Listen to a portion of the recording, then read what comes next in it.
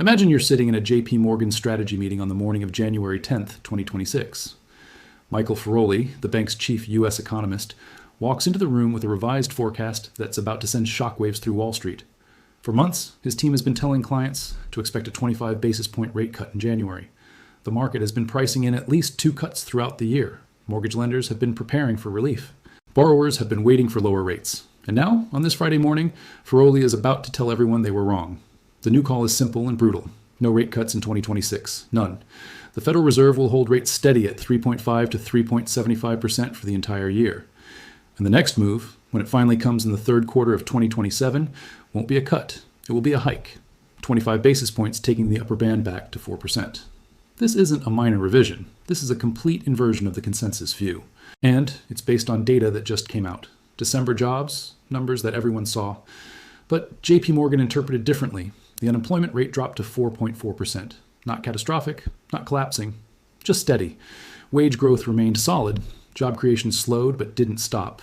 And suddenly, the entire narrative that justified rate cuts, the idea that the labor market was weakening and the Fed needed to ease to prevent recession, that narrative evaporated. JPMorgan looked at the same data everyone else saw and reached the opposite conclusion. The economy doesn't need you. It needs restraint. And if JPMorgan is right, if the largest bank in America with the most resources and the deepest research team is correct, then everything the market has been expecting for 2026 is about to be repriced. Violently. This matters because interest rates are the gravity of the financial system. They determine the value of everything: stocks, bonds, real estate, currencies. When rates stay higher for longer, assets that were priced for falling rates get destroyed. When the market expects cuts and gets holds, or worse, gets hikes, the adjustment is not gradual. It's a reset. And resets are where fortunes are made and lost.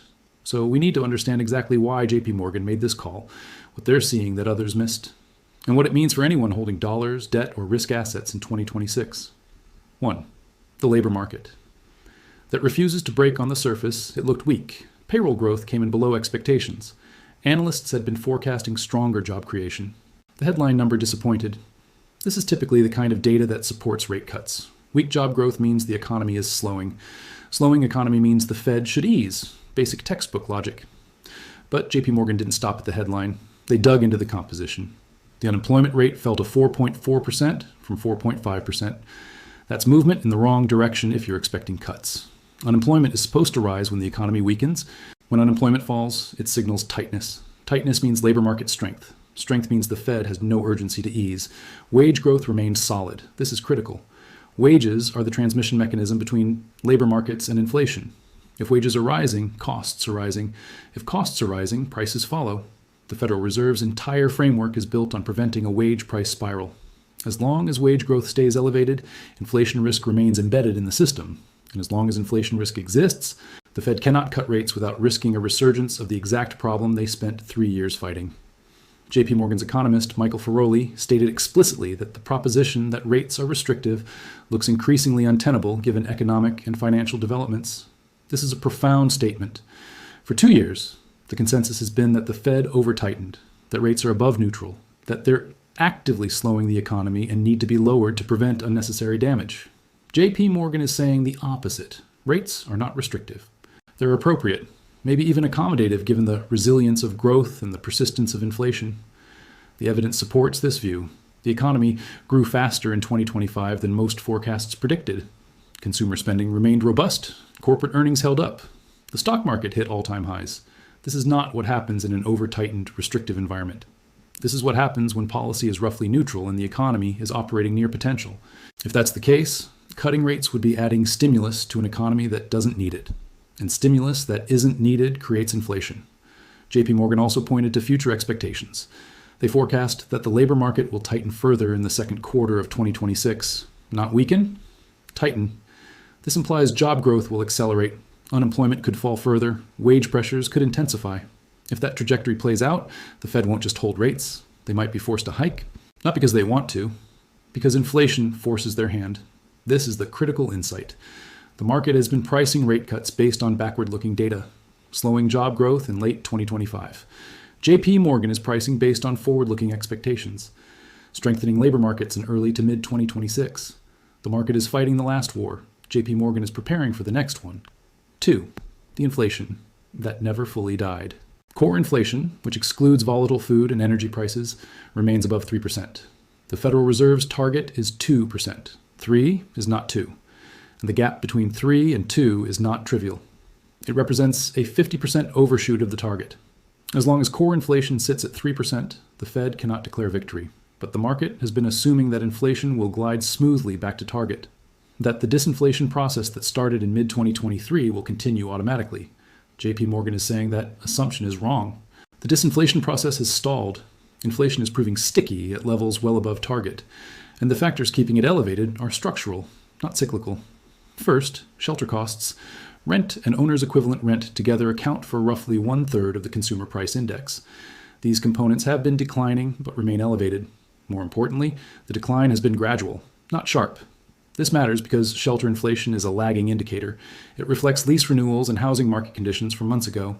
The housing market in late 2025 showed signs of stabilization. Prices stopped falling in many markets. Inventory tightened. If housing stabilizes or rebounds, shelter inflation will stop falling. And if shelter inflation stops falling, overall CPI stays elevated. Second, services inflation. This is directly tied to wages. As long as wage growth runs above productivity growth, services inflation stays high. The U.S. economy has experienced modest productivity gains from technology adoption, particularly artificial intelligence, but these gains are concentrated in specific sectors: tech, finance, professional services. Large swaths of the economy, retail, hospitality, healthcare, are not seeing productivity miracles. They're still labor intensive, and labor costs are rising. This keeps services inflation structurally elevated. Third, fiscal policy. The federal government is running deficits of $2 trillion annually. This is stimulus. It injects demand into the economy. Demand supports prices. You cannot run massive fiscal deficits and expect disinflationary pressure. The two are incompatible. As long as Congress continues deficit spending at current levels, and there's no indication they'll stop, fiscal policy works against monetary policy. The Fed tightens. The government loosens. The net effect is less disinflationary than the Fed intends. JPMorgan's forecast assumes core inflation remains above 3% throughout most of 2026. This is not a temporary overshoot. This is a new baseline. And if inflation is structurally stuck above target, the Fed cannot cut rates. Cutting rates with inflation at 3% would signal surrender. It would tell markets that the Fed has abandoned its mandate, that 2% is no longer the target, that they're willing to accept permanently higher inflation. This would destroy credibility. And credibility is the only tool central banks have. The risk is even worse than persistent 3% inflation. The risk is reacceleration. If the Fed cuts rates while inflation is at 3% and the economy responds by growing faster, inflation doesn't stay at 3, it goes to 3.5, then 4, then higher. This is exactly what happened in the 1970s. The Fed cut too early, inflation came back stronger. They had to hike even more aggressively later. The economic damage from stop-start policy was worse than if they'd just held tight initially.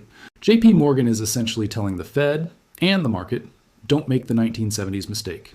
Don't cut prematurely.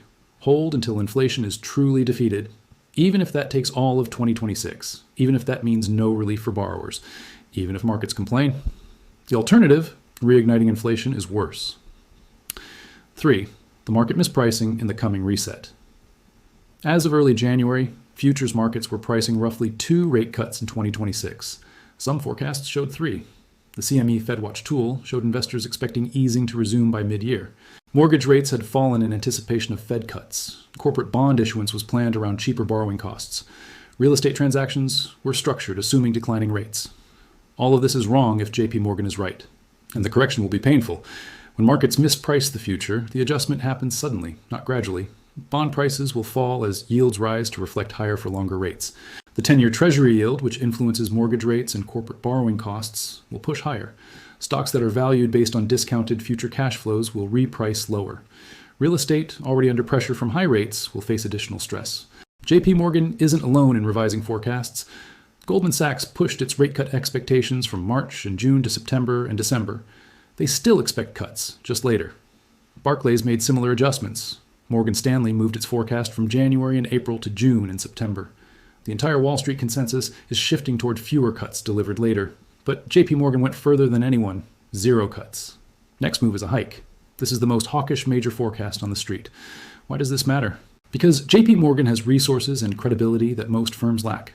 When they make a call this bold, markets listen. If other banks start following JPMorgan's lead, If the consensus converges around no cuts in 2026, the repricing accelerates. Investors who positioned for rate cuts will be forced to unwind. Hedge funds that bet on falling yields will face losses. Pension funds that allocated to long-duration bonds expecting capital gains will see mark-to-market pain. The mortgage market is particularly vulnerable. Rates fell in late 2025 as markets priced in Fed cuts. The 30-year fixed mortgage rate dropped to the low 6% range. Home buyers and refinancers were planning around these levels. If JPMorgan is right and rates don't fall, mortgage rates stay elevated or rise. The 6% floor becomes a ceiling. Housing affordability, already strained, deteriorates further. Transaction volume falls. The real estate market, which has been waiting for rate relief to unlock activity, remains frozen. Corporate debt faces similar pressure. Companies with debt maturing in 2026 and 2027 were expecting to refinance at lower rates. If rates don't fall, refinancing becomes more expensive. Interest coverage ratios weaken. Credit spreads widen. Lower-rated companies face stress. The high-yield bond market, which has been remarkably calm, could see defaults rise if borrowing costs stay elevated longer than balance sheets can handle. Equity valuations will also adjust. The S&P 500 trades at elevated multiples based partly on the assumption that the Fed will cut rates and support growth.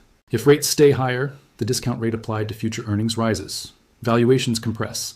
This doesn't necessarily mean a crash, but it means the easy gains from multiple expansion are over. Returns will have to come from earnings growth, and earnings growth is harder when borrowing costs stay high. 4. The political wild card and Fed independence. He's called for the Fed to slash rates to 1% or lower. He's criticized Jerome Powell publicly. And Powell's term as chair ends in May 2026. Trump will appoint the next chair. The candidate screening process is already underway. JPMorgan's forecast assumes the Fed maintains independence, that policy decisions are made based on economic data, not political demands. But this assumption is being tested in real time.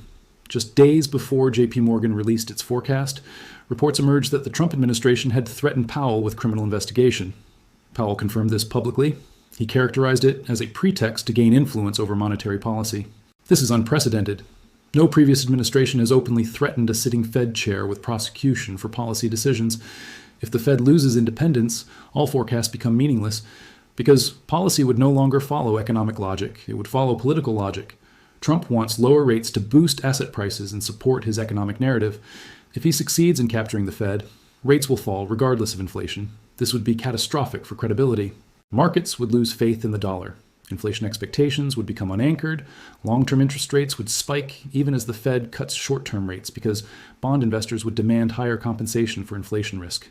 JPMorgan's forecast implicitly bets that Fed independence survives, that the institution is strong enough to resist political capture, that even with new leadership appointed by Trump, the Federal Reserve will prioritize its mandate over political convenience. This is not guaranteed. The pressure is real. The precedent being set is dangerous. And if independence breaks, the entire framework of expectations collapses. But assuming independence holds, JPMorgan's logic is sound. The labor market is not weak enough to justify cuts. Inflation is not low enough to allow cuts. The economy is not fragile enough to need cuts. Therefore, no cuts. The Fed will hold, and markets will have to accept a reality they didn't price.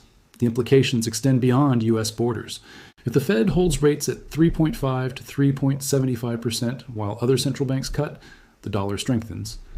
A stronger dollar creates stress for emerging markets with dollar-denominated debt.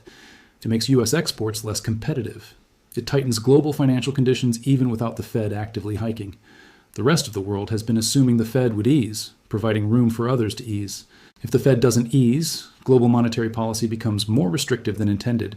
Europe faces particular challenges. The European Central Bank has been cutting rates to support weak growth. But if the Fed holds and the ECB cuts, the euro weakens against the dollar. A weaker euro imports inflation through higher import costs. This could force the ECB to slow or stop its easing cycle. Japan, which just began raising rates after decades of zero, would face pressure from a strong dollar making imports more expensive. China, already dealing with deflationary pressures, would see its currency weaken further, complicating stimulus efforts. This is the global dimension of JPMorgan's call. It's not just about U.S. rates. It's about the entire architecture of global monetary policy. If the Fed, the anchor of the system, refuses to ease, everyone else's policy space shrinks. The coordination that held the system together post-COVID breaks down. We return to a world of diverging policies, competing interests, and unpredictable cross-currents. This is the environment where crises brew. The 2026 Playbook first, except that the consensus was wrong. The easy money era is not returning this year. Rates will stay elevated. This reality needs to inform every decision. Borrowing costs will remain high. Refinancing will be expensive. Leverage will be costly. Strategies built on declining rates will fail. Second, prepare for repricing. Asset values that assumed rate cuts will adjust. This doesn't mean selling everything. It means understanding that valuations built on 3% 10-year yields will compress if yields stay at 4% or rise to 4.5%. Position accordingly. Shorter duration, less leverage, more cash. These become defensive virtues. Third, watch the data JPMorgan is watching. Labor market tightness in Q2, core inflation persistence, wage growth acceleration. If these materialize as JPMorgan expects, the case for holding rates strengthens. If they don't, if the labor market weakens or inflation falls sharply, the forecast will be revised. But until the data changes, the forecast stands. Fourth, monitor Fed communication. If Powell and other officials start echoing JPMorgan's themes, if they emphasize the need for patience, if they push back on market expectations for cuts, that's confirmation. If they maintain a cutting bias, if they signal readiness to ease at the first sign of weakness that contradicts JPMorgan's call, the Fed's tone will tell you whether JPMorgan is ahead of the curve or out on a limb. Fifth, recognize the political dimension. The fight over Fed independence will intensify through May. If Trump succeeds in installing a compliant chair, policy becomes unpredictable. If independence holds, JPMorgan's forecast gains credibility. This is not just economics, it's political economy, and political economy is where models break. January 10th, 2026. The day JPMorgan told Wall Street that everything it expected about interest rates was wrong. No cuts in 2026. Next move is a hike in 2027. The labor market is too strong. Inflation is too high. The economy doesn't need it needs discipline. And if the Federal Reserve maintains its independence and follows the data, discipline is what it will deliver. Markets priced for cuts will reprice for holds. Assets valued for easing will revalue for tightening. The consensus will be proven wrong. And the cost of being wrong, in a world where rates are the price of everything, will be measured in trillions. This is not a prediction. This is JPMorgan's forecast based on current data and forward expectations. The data can change, the forecast can be revised. But right now, in mid-January 2026, the largest bank in America is telling you that rates are not falling this year. If you positioned for cuts, you positioned wrong. If you borrowed expecting relief, relief is not coming. If you waited for the Fed to save asset prices, you will keep waiting. The playbook everyone was using just got thrown out. And the new playbook says, higher for longer is not a phrase, it is reality. If this analysis helped you understand what's actually happening with interest rates and why the market is about to be shocked, hit that like button. Leave a comment with your take on whether JPMorgan is right or if they'll be forced to revise again. And share this with anyone who's been waiting for rate cuts to save their portfolio. Because JPMorgan just told them in the clearest terms possible that salvation is not coming in 2026. The Fed is holding, markets are mispricing, and the reset is beginning.